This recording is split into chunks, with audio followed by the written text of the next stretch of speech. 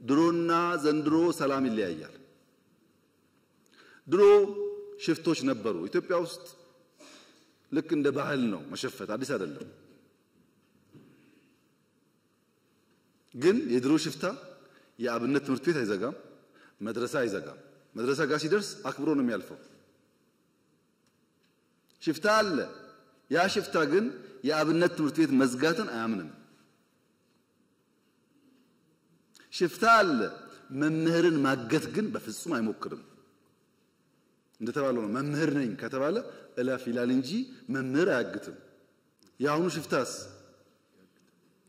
ሽፍታ መምህር ማገት፣ ትምህርት መዝጋት፣ ተማሪ እንዳይማር መከልከል የትግሩ አካል ያደረገ ግን ደግሞ እታገልልሃለሁ የሚል ሆኖ መጣ። ኒው ቻሌንጅ ነው ይሄ። በመንግስቱ ኃይለማርያም ጊዜ ድፍን ኤርትራ ድፍን ትግራይ ውጊያ ነበር ታውቃላችሁ። ግን ወያኔም ይሁን ደርግ ትምህርት ቤት እንዝጋ ይሉ። ሃይማኖት ተቋማት ይከበራሉ፣ ትምህርት ቤት ይከበራል፣ ሽማግሌዎች ይከበራሉ፣ የሀገር ሽማግሌ ይከበራል። ይሄ ነበር ባህሉ። አሁን እንደዛ አይደለም። ይሄ አንደኛው ችግር ነው። ሁለተኛው ችግርስ መምህራን ዩኒቨርሲቲ መኝታ ቤት በነፃ ስለሆነ፣ ምግብ በነፃ ስለሆነ፣ ኮምፒውተር ዩኒቨርሲቲ ስላለ፣ ጊዜ ስላለው ተማሪ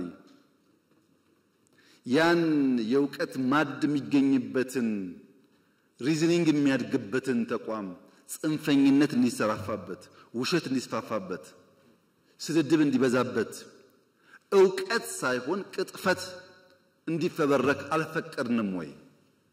አልፈቀድንም። በመንግስት ኢንተርኔት፣ በመንግስት ኮምፒውተር፣ በመንግስት ቢሮ ውስጥ ቅጥፈትና ውሸት እንዲሰለጥኑ አልፈቀድንም ወይ? we have to ask ourselves።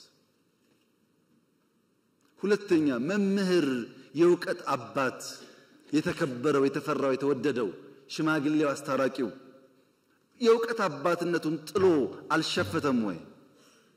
አልሸፈተም። መምህር ስንቱን መምህር እኮ መልሰናል። በይቅርታ የሚያስተምሩ እኮ አሉ። ገብተው ወጥተው ሞክረው ሲያቀታቸው አሉ እኮ የተመለሱ የሉም። መምህር አይሸፍትም።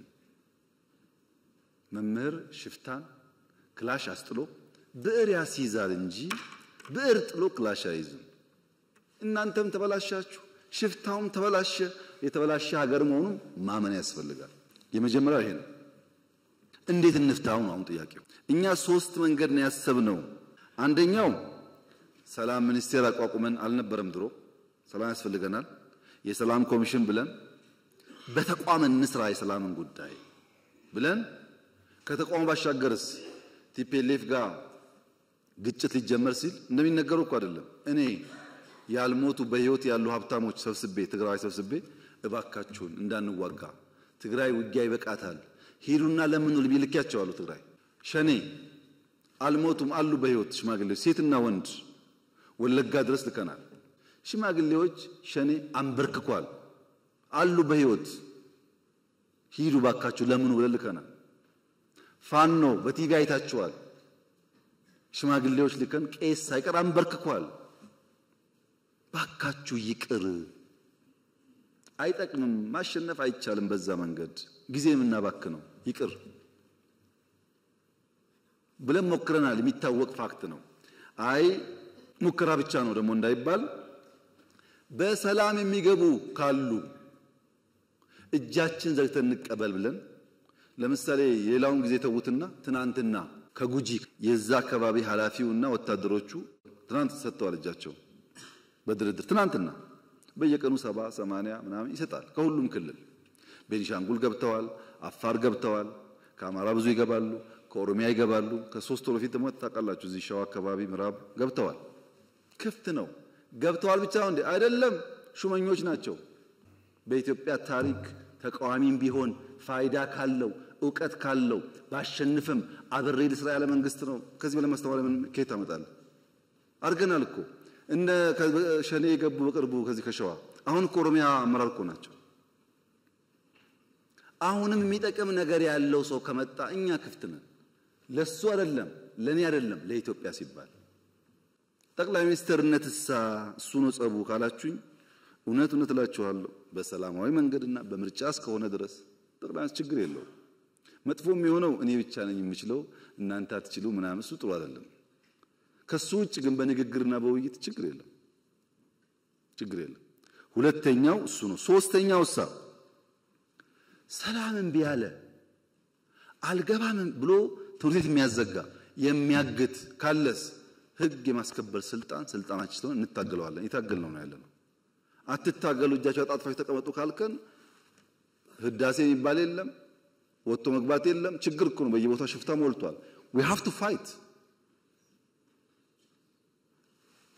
እያደረግን ከገባስ እንተዋለን ለምሳሌ ፕሪቶሪያ እኮ አስደማሚ ድል ነው የኔ ወንድም መቀሌ በ24 ሰዓት መግባት እንችል ነበር እያሸነፍን ነው ያለቀ ጦርነት እኮ ግድ የለም ሰላም ይሻላል ሁለት ሰው ቢተርፍ ሶስት ሰው ቢተርፍ ኢትዮጵያዊ ነው ብለን ፈረምን እንጂ እኮ እያሸነፍን ነበር ታውቃላችሁ ሁላችሁ ምን ያክል ለሰላም ኮሚትመንት እንዳለን ያሳያል በሰላማዊ መንገድ የተሻለ ሐሳብ የተሻለ አቅም ይዞ የመጣ ካለስ በደስታ አትጠራጠሩ እሱ therefore ኢትዮጵያ ውስጥ ሰላም ያስፈልጋል ለሰላም ማክሲመም እንሰራለን ሰላም ፈልጎ ለመጣው እጃችንን እንዘረጋለን ከመጣ በኋላስ የኛ አካል አድርገን አብረን እንሰራለን ሀገሩ የሱም ጭምር ስለሆነ ወደናንተ ሲመጣ 30 ሚሊዮን ገደማ ማህበረሰብ አለ መምህር ቤተሰቡ ተማሪው ምናምኑ ይሄንን እዳ እንዳይሆን ፍዳ እንዳይሆን ስራ ፈላጊ ስራ ያላችሁት ሳይሆን ስራ ፈጣሪ እንዲሆን ስራ ለማኝ ሳይሆን ለብዙዎች እንጀራ የሚያመጣ እንዲሆን አርጋችሁ መስራት ላይ አስባችሁ ይዱበት የናንተ ተማሪዎች የሚበጃቸውን መምረጥ የሚችሉ መሆን አለባቸው ሲደመር መምህራን የታሪክ እጥፋት ላይ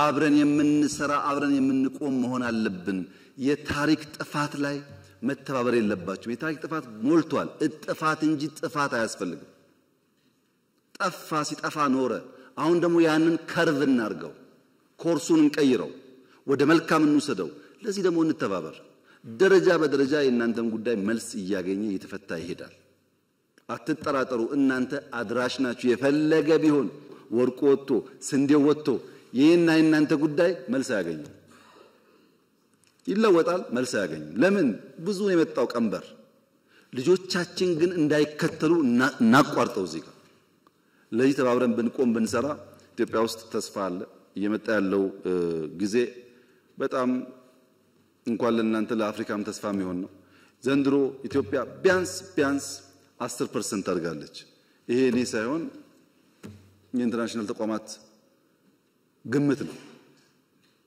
ይሄ እድገቷ ግን ኳሊቲ ግሮዝ ነው በብድር አይደለም እና መምህራን የውቀት አባት ያገር አባት የኛ አባት ናችሁ አመሰግናለሁ